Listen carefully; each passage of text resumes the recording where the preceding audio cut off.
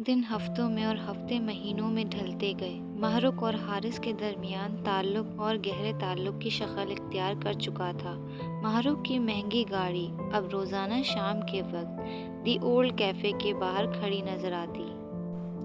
एक सुहानी शाम जब कैफ़े में पुरानी मौसीकी मध्यम सुरों में गूंज रही थी और बाहर हल्की बूंदाबांदी ने मौसम को बोझल कर दिया था। हारिस अपना ऑर्डर नोट पैड संभाले महरुख की मेज के पास आया। उसके चेहरे पर थकन के आसार वाज़े थे। आंखों के गिर्द हल्के स्याह हल्के उसकी रातों की जाग कर की गई पढ़ाई की गवाही दे रहे थे। दोनों बातें करने लगे और उस कदर मगन हो गए कि वक्त का एहसास ही ना हुआ। फिर अचानक हारिस को ख्याल आया और उसने कहा, महरुख तुम्हें देर हो रही है। उसने वक्त देखा तो चौंक के उठ खड़ी हुई और बोली, जब तुम साथ होते हो तो वक्त का पता ही नहीं चलता। महरुख के घर के बुलंद व बाला दरो दीवार अब उसे कैद खाना लगने लगे थे। उसका दिल तो उसी छोटे से कैफे की मेज पर छूट गया था। वो रोजाना देर से घर लौटती और उसकी आंखों में फैली हुई अनजानी चमक किसी से छुपी ना रही थी। दूसरी तरफ महरुख का चचाजाद कज़न साद, जो कि महरुख से शादी भी करना चाहता था, इस तरह रोज उसको देर से घर आने पर शक में मुब्तला हो गया था। उस दिन साद अपनी कीमती गाड़ी के बोनट से टेक लगाए महरुख का इंतजार कर रहा था। जैसे ही महरुख की गाड़ी पोर्च में रुकी, साद ने घड़ी पर नजर डाली। आज फिर देर हो गई महरुख, कहाँ मसरूफ रहती हो इन दिनों? साद की आवाज में शक का जहर घुला हुआ था। महरुख ने उसे नजरअंदाज करते हुए अंदर जाने की कोशिश की। कहीं भी नहीं साद, बस जरा दोस्तों के साथ थी। तुम यहाँ क्या कर रहे हो? साद के लबों पर एक टेढ़ी मुस्कुराहट आई। तुम्हारी फिक्र है मुझे और तुम्हारी इस मसरूफियत की भी।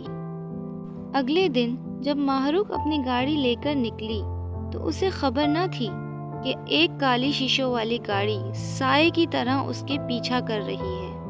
महरुख जैसे ही दी ओल्ड कैफे के सामने रुकी और अंदर दाखिल हुई, साद ने अपनी गाड़ी थोड़े फासले पर रोक दी। उसने देखा कि महरुख एक मामूली से वेटर के सामने बैठी है। साद के तन बदन में आग लग गई। उसने अपना मोबाइल निकाला और बड़ी महारत से हारिस और महरुख की एक तस्वीर खींच ली। तो ये है वो 2 टके का वेटर जिसने तुम्हारी अक्ल पर पर्दा डाल रखा है। साद ने दांत पीसते हुए खुद से कलाम किया। उसने फौरन अपने एक खास आदमी को फोन किया। ये तस्वीर भेज रहा हूँ। इस लड़के की एक एक तफसील निकाल कर लाओ। कहाँ रहता है, किसका बेटा है, सब कुछ। रात को जब महरुख खाने की मेज पर बैठी थी तो साद ने बड़े आराम से उसके पास आकर कुर्सी खींची। महरुख, मैंने सुना है आजकल तुम्हारी गरीब परवरी का बहुत शौक हो गया है। किसी होटल के वेटर से दोस्ती की है क्या? महरुख का रंग फीका पड़ गया। तुम्हारा मतलब क्या है साद? साद का लहजा अचानक सख्त हो गया। मेरा मतलब साफ है, इस मामूली वेटर से दूर रहो। महरुख, हमारी खानदानी इज्जत तुम्हारी इन हरकतों की मुस्तहिक नहीं हो सकती। अभी प्यार से समझा रहा हूँ, मान जाओ, वरना याद रखना इसका अंजाम बहुत बुरा होगा। मैं उसे मिट्टी में मिला दूंगा और तुम तमाशा देखती रह जाओगी। महरुख ने गुस्से से जवाब दिया। तुम उसे कुछ नहीं कर सकते साद, वो एक मेहनती इंसान है, तुम्हारी तरह दूसरों के टुकड़ों पर नहीं पलता। साद ने मेज पर मुक्का मारा और खड़ा हो गया। देख लेंगे, अगर कल तुम दोबारा उस कैफे में नजर आई तो याद रखना वो तुम्हारी वहाँ आखिरी मुलाकात होगी। महरुख का दिल बुरी तरह धड़क रहा था।